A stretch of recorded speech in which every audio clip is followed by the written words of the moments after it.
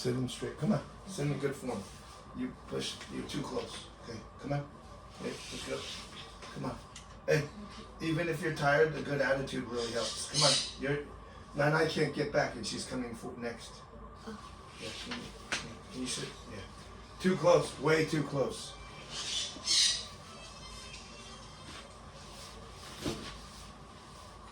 Help Nana walk across to her desk if she wants to, and then also Atticus is leaving. Okay, I'm gonna go get the RV. All right. Hello? Hello? Hello?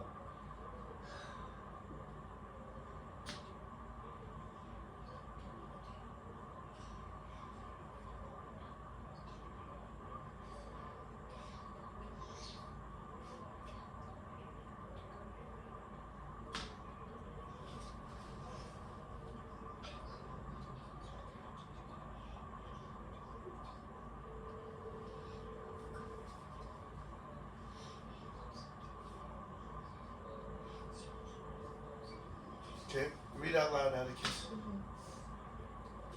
Hello? Hi, sorry. No, I'm gonna call you through. He has to verify something, okay? Can you wait? Why don't you just hold the speakerphone up? Okay, hello? Hello? Yes. Oh, yeah, you're right. We got everything. Everybody on the phone. Okay. Sorry, we got disconnected. My husband is on the line. Can you hear him? Yes, hi. Hello? Hi. Hi. Oh, no. They didn't pick up. Didn't work. Okay, let me call you right. Okay, my ringer's on. Sorry about that. You can see a lot from up here. Our battery's not doing too good. Said digestion, are you coming? Said Pierre, looking around on all sides. I can't hear you. I'll text you. In the search of his broom, now for the first time, Pierre began to see some wounded men and about others carried away on stretchers. And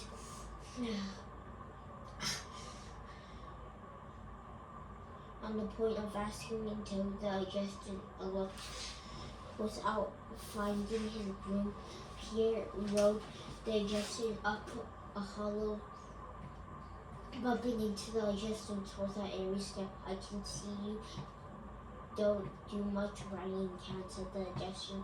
No, I'm all right. Her action is a bit awkward, though, said Pierre, rather.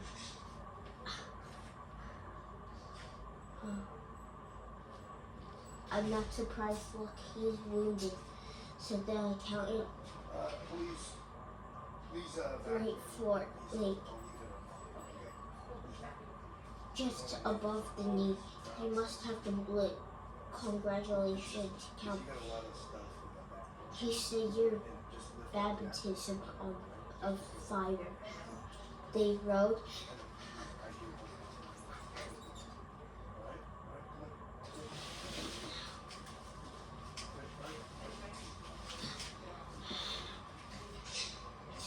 Corpse.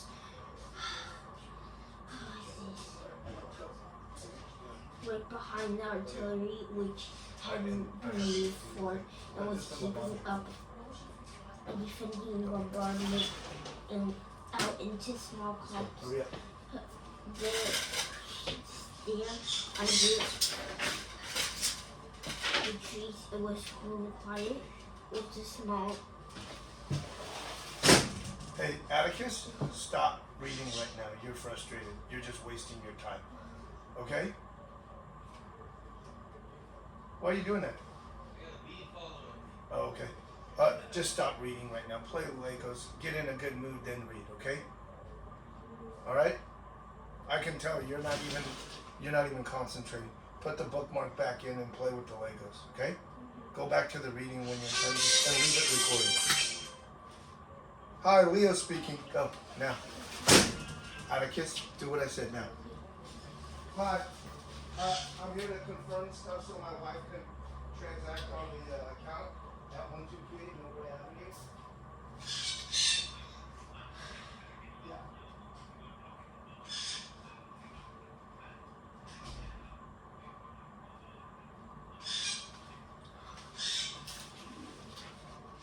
The general who was leading the way galloped downhill and turned sharp left at the bottom. Pierre lost sight of him and carried straight into the ranks of some infantrymen. Marching just ahead, he turned left and right in an attempt to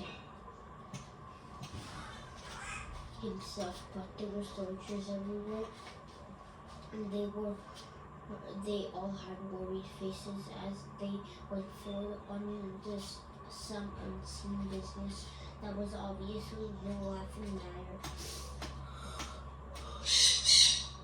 They all looked so puzzled and annoyed to see his fat man in a white hat who was trampling them under his horse, with no apparent reason. What do you think he's doing in the middle of her bounty? One man shouted for his benefit, another gave his horse a good shove with his gun butt. And Pierre, leaning forward into the saddle, played his steed almost out of control, released to gallop in his face. Out in front of the soldiers lay ahead a bridge, and by the bridge there were some more soldiers. Firing away, Pierre rode towards them without knowing it. He had hit Borodino, which had come under French attack in one of the first advances.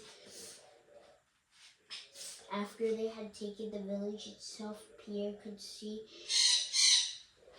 there was a bridge in front of him. The soldiers were doing something in the smoke on both sides of the bridge, and also out in the meadow among the rows of new mound he had noticed the day before, but despite the instant puff of fire never occurred to him. This was an actual battlefield. He did not hear the bullets whistling in the past on all sides, or the shells flying overhead.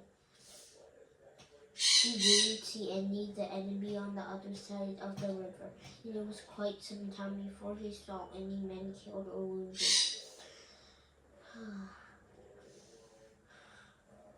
Through they were dropping all around him. He was taking a careful look around to smile, and never left his face.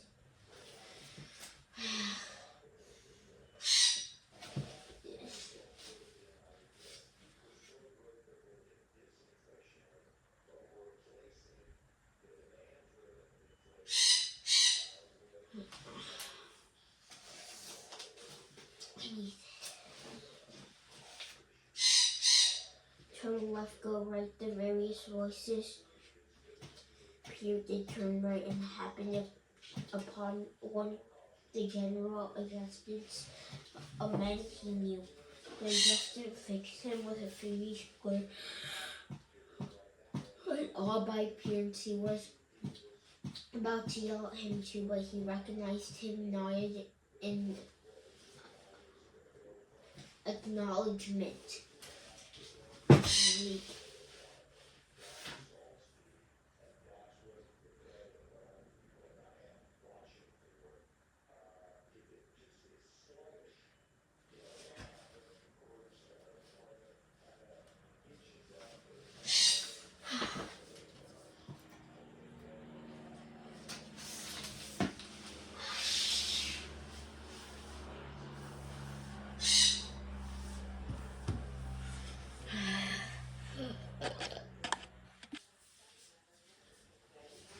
Okay, I see you. Okay.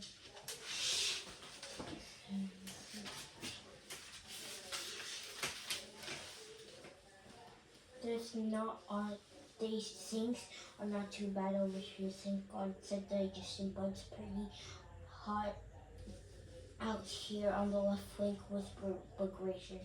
Is it? Said Pierre. Where's that then? Come up on the mount with me. We can see a lot from up here. And our battery's not doing so badly, said the adjutant. Are you coming? Oh yes, I'll come with you, said Pierre, looking around on all sides in search of the groove. Now, in the first time, Pierre began to see the stretchers, and out there in the meadow, the rows of the sweet smelly that had ridden through the day before was one of Pierre's was on the point of asking until he saw the adjutant looking without finding his groom. Pierre rode with the adjutant up a hollow towards the Rapsky about. The horse was lagging behind and kept bumping into the adjustant's horse at every step. I can see you. You don't do that much riding, Count, said the adjutant. No, but I'll be all right. Her action is a bit awkward, though, said Pierre, rather used. I'm not surprised. She looked wounded, said the adjutant. Right forward, just above the knee. Must have a bullet. Congratulations, Count, he said. Your baptism of the fire, said the artillery had been removed and filled and was keeping the trees. It was a cool and quiet smell of the autumn. Pierre had rode. The adjutant got down from there, and the horses proceeded up the hill in the flood. Is the general here? Asked the adjutant when he got to the readabout.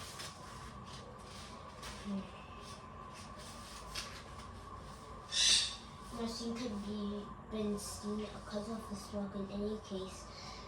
Completely, it was absorbed.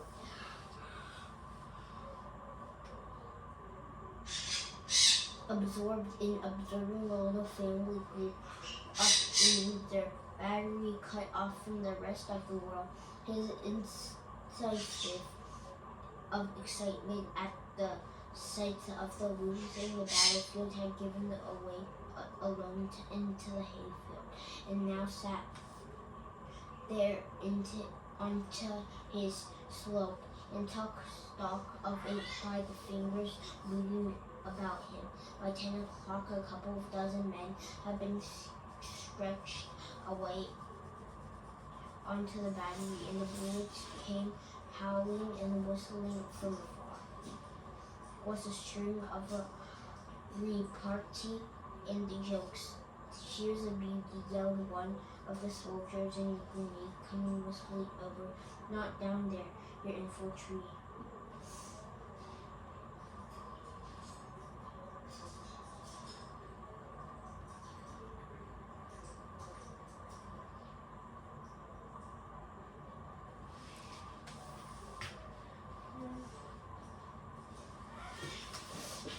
They just do this quick.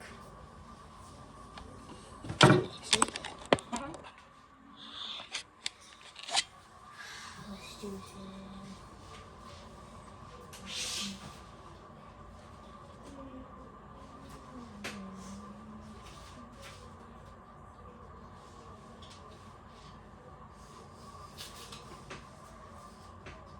Pierre wasn't looking ahead of the field of battle.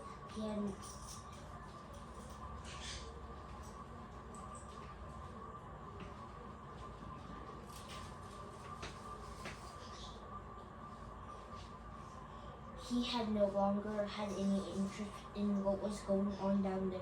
He was completely absorbed in observing the build of that inner fire. He could feel the same fire building up in his own soul too. By 10 o'clock, the infantrymen had been out in the front of the battery in the bushes, and the ranks were in retreat. The guns to carry the wounded. A general who was in stirrups and came up at Pierre and rode off downhill again, having told the covering infantry that the infantry ranks were over on the right, and came a sound of a sea foot soldiers in uniform.